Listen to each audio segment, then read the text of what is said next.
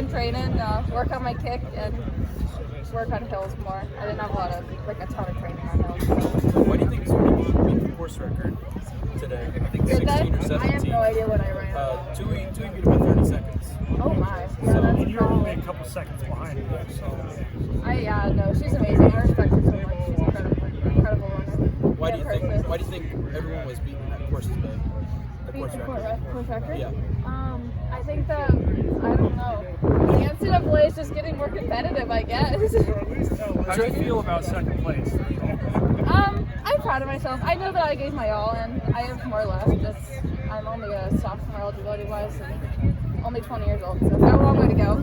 Did it look early in the race there was one or two places where you might not have hit the tangents? Was that something you noticed, or was it under regret? My coach keeps telling me this.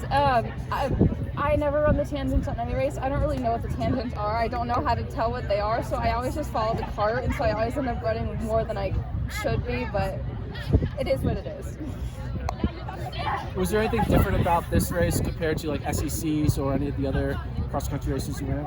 Yeah, I've never run in this cold in my life. I ran in no socks on. I could not feel my feet the entire time. I was like gripping my hand warmer the whole time. I was like just trying to stay warm. It's like tender in Florida. Cold is a mindset, you know? The hills too. I have not run a race with this many hills. So the time was definitely slower. I don't know what the time was, but it was slower than the rest of the races. But.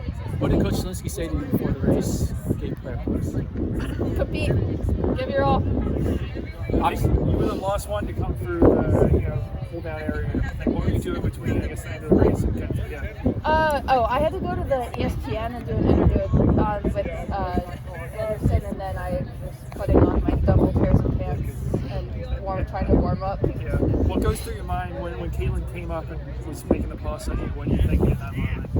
Okay, so for some reason I thought that after that last hill, I thought that there was 800 meters to go, but then I was like, oh my gosh, that's the finish line, and then I didn't process it quick enough, and I was just like, I know I can't go catch her.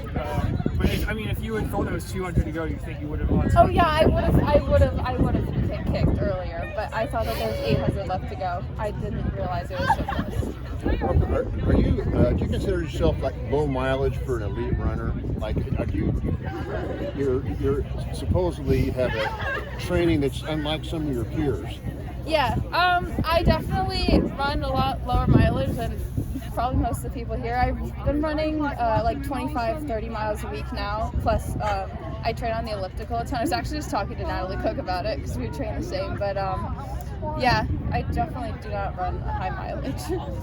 This obviously works for you. It does work for me. I think cross training is very underrated. I think that fitness is fitness, and I honestly probably got more work in with the hills from the arc trainer and the elliptical than I did from running. So, and it keeps you healthy.